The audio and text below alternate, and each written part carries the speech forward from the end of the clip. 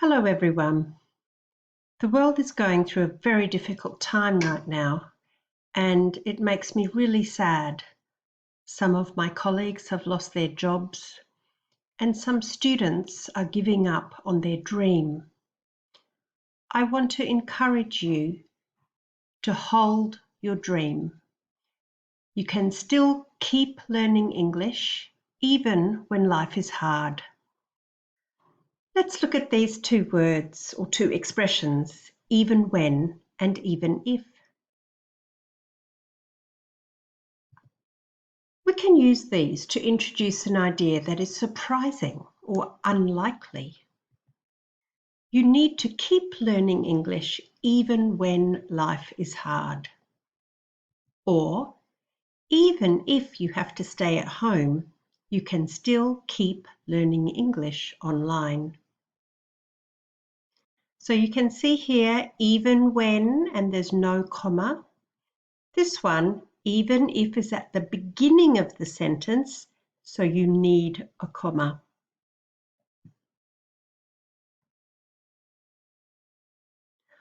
I've also noticed in the news and in all the advice, there are a lot of prepositional phrases. These are short phrases introduced by a preposition like in close contact. About a metre and a half. In an affected area. Let's look at some real examples. The virus is thought to spread mainly from person to person. So see the preposition from. Between people, in close contact, with one another, within about 6 feet. And 6 feet is the same as about a metre and a half. The virus that causes COVID-19 seems to be spreading easily and sustainably in the community in some affected geographic areas. This is a feature of English. We use a lot of prepositional phrases.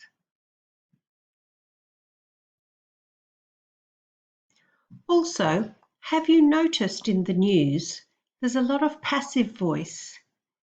Because this is a medical problem, this is a scientific health problem. So some of the language and communication is very technical, so we need passive voice. For example, is thought to be spread. Droplets produced. This means, down here, the droplets that are produced. But we don't have to say that are. An infected person. This means a person who is infected. This one is very common at the moment.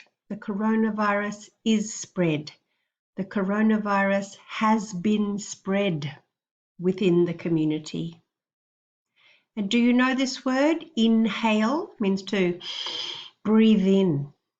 So be inhaled. Do you remember why we use passive voice? This is when we want to focus on the receiver, not the doer of the verb.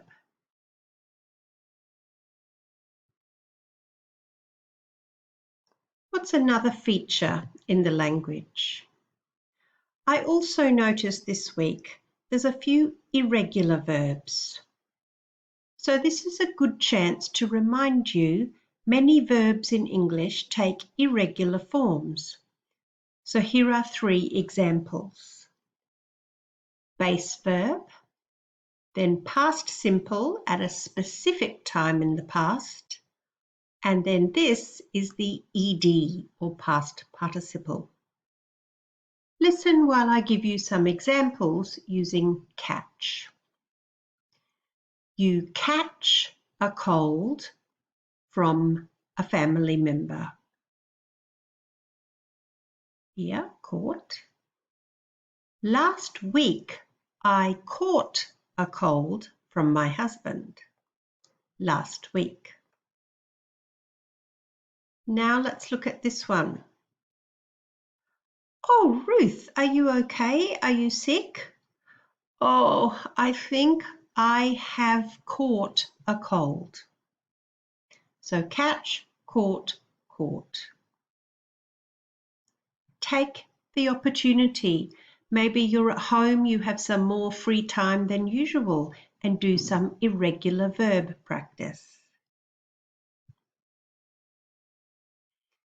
I think it's also a good chance to remind us of why we're doing this video.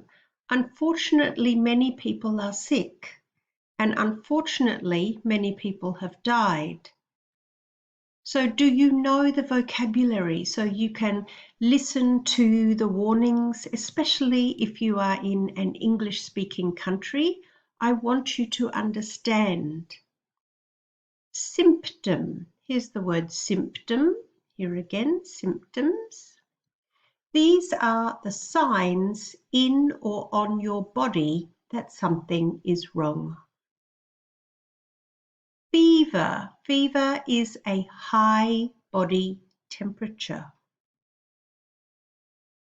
Shortness of breath. Shortness of breath. It's when you breathe, you feel it's tight and it's a little bit hard to breathe and to get the air, and you feel tight in your chest. Incubation. Incubation. This means when the disease is taking hold in your body. When the disease is making home in your body. And exposure. Exposure. Here it is. These symptoms may appear 2 to 14 days after exposure. This is the time when your body first touched the disease. So I really want you to be safe and healthy above everything else. Please look after yourself and each other. And please, don't give up on your dreams. I'm here to help.